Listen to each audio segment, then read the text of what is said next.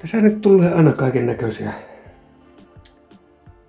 projekteja mieleen, kun tulee tänne Aatuthallia kattelee vähän näitä vehkeitä, niin mullahan olisi tuolla nurkassa. Mulla on tuossa tommonen yksi pyörärunko. Se varmaan mahtuisi tonne taakse se moottori, akku tuonne, ohjai. Polkimet pois, ettei ota maahan, tapit vaan tilalle. Siinähän se olisi tuo menisi just tuo moottori tuohon taakse, mutta joo tosiaan, nuo tosi tiuka sanoa. En tiedä miten saa irti. En tiedä pistääkö tuommoisen normirenkaan eteen vai laitetaanko tuolta tuommoinen. Ja oli vanhansa fätti sähköpotkulauva, se oli tuo 1000 watin moottori. Mutta jos ottaa nämä näihin hitsaisi sitten suoraan kiinni nuo polkimet. Joo, tuossa olisi tuo akku, niin mulla on tämmösiä rautoja tuolla. Tämä on justiinsa tää.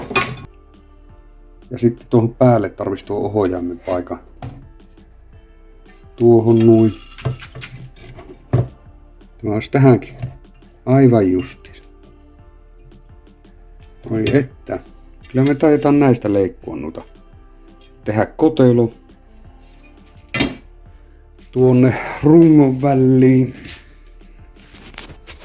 Tähän näin. Akku mahtuu hyvin.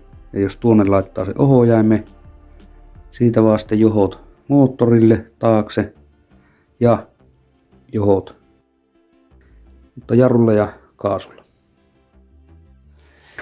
Kyllähän se tästä rupeaa. Mä en nyt kyllä tee kunnollista tästä.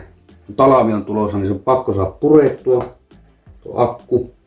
Tässä nyt on ohjaimen kotelo. Tuolla on reikä, josta saa johot akulta. Ja tuonne jää vähän tilaa. En tiedä vielä kantta minkälaisen laita, että tämä saa täältä pois. Joo, se on siinä. Sitten tähän akulle tulee tämmönen. Tämä menee just tänne. Ja tämä menee tänne näin. Tänne jää vähän tilaa. Täältä menee nuo johot ohjaimelle. Tämä tulee sitten tähän päälle näin. Tällä lailla. Siinähän se olisi. Mutta pitää vielä kiinnitys koittaa keksiä tuohon runkoon. En tiedä, teinkö tänne alapuolelle kulmarauvat ja rungosta vaan läpi pultit. Mutta joo. Siinähän se olisi alustava. Pitää tehdä sitten lokarit, ettei lennä tänne vettä. Siinä roikkus tuo. Päätyjä ei edelleen ole, mutta ensi kesän hommia, mutta tuossa olisi nyt tuo peruspaketti tuossa. Katsotaan miten se tuonne sopii.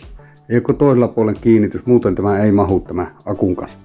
Tämä systeemi tuonne sisään, mutta kyllä se varmaan pitääkö tuosta vetää ruuvit läpi. Semmonen siitä tulee loppujen lopuksi. Mutta joo, siinä on nyt polkimetkin. Mutta siihen ei kannata kyllä koko painoa laittaa. Moottori olisi paikallaan. Ongelma tuli tangon kanssa. Eihän siihen mahu nuo ohjaimet ja tuo jarru tuossa. Niin, mulla on tommonen suora tanko. Tulee kyllä aika matalalle, mutta ei voi mitään. Laitetaan se tuo. Siihen mahtuu. Ei ole niin paksusti maalia ja tuota ei viitti ruveta hinkkaamaan. No nyt ne on vähän niinkö tuossa noin niinkö. Tuollain niinkö. Siinä on. Mutta johon päin mä en nyt saa piiloon. Mutta pitää laittaa lokari tuohon. Joo. Tuommoinen remupenkki. Tästä tulee vähän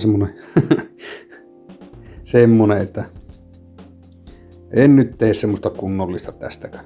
Ei sitä tiedä kestääkö tämä mitään. Niin. No, ei mitään. Kello on jo 8 ja huomenna pitää lähteä Raatteen tielle. Tai no tuonne kumminkin Itä-Suomeen, niin nyt saa jää huomiseen. Niin paljon romua taustalla, mutta joo, siinä on nyt eturangas, penkki, polkimet, kaikki sillä johot vaan kiinni, tanko on kaikki kiinni. Voidaan testata. Se on nyt tommonen aika raffi, mutta tuo on pulteilla kiinni tuossa rungossa. Se kyllä pitäisi pysyä siellä. Ja sitten sillä on mattua välissä, että se on pehmyt, ei hakkaa. Sama on tuolla ohjaimen kanssa. Siinähän se nyt olisi. Kävin pikku testit tuossa, mutta moottorijohto taitaa olla väärinpäin vaihe. Se vähän tökkii. Ja akku kuoli saman tien. Eli akuussakin on varmaan joku vika, mutta mä näytän, että miten se nyt tällä hetkellä toimii.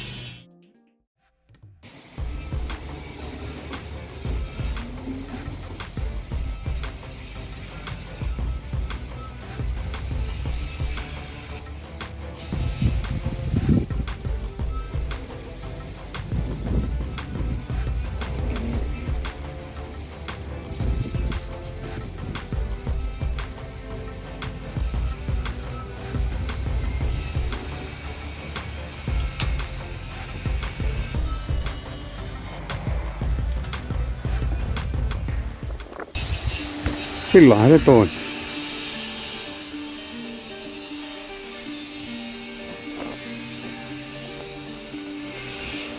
Hyvä peli.